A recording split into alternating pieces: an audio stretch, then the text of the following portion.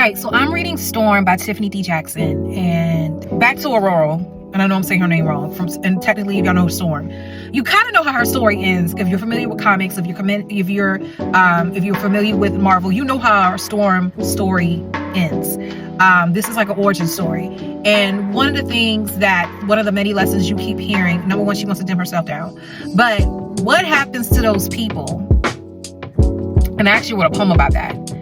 You've been so battered down by life, you can't receive anything. Like, even when T'Challa was doing certain things for her, she was very defensive, quick to go off, very abrasive, just felt like he was just trying to do the most. And I remember her kept saying not really, but it wasn't really about love. She just didn't see T'Challa staying with her because T'Challa was guiding her to Kenya because he was on his way back to his homeland. And he's like, well, I have to pass through Kenya anyway, so I'll take you there.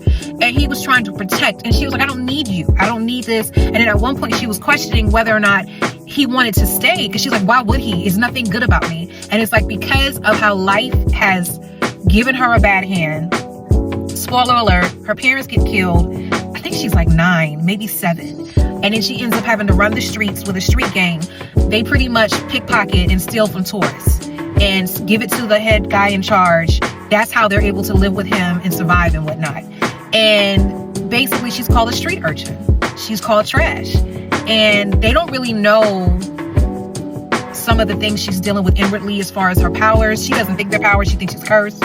And it just made me think, as a mentor, as a teacher, and this is my connection on that end, when you get a student like Arroyo, and I apologize, I keep mispronouncing her name, how do you deal with that? Do you automatically cast them off?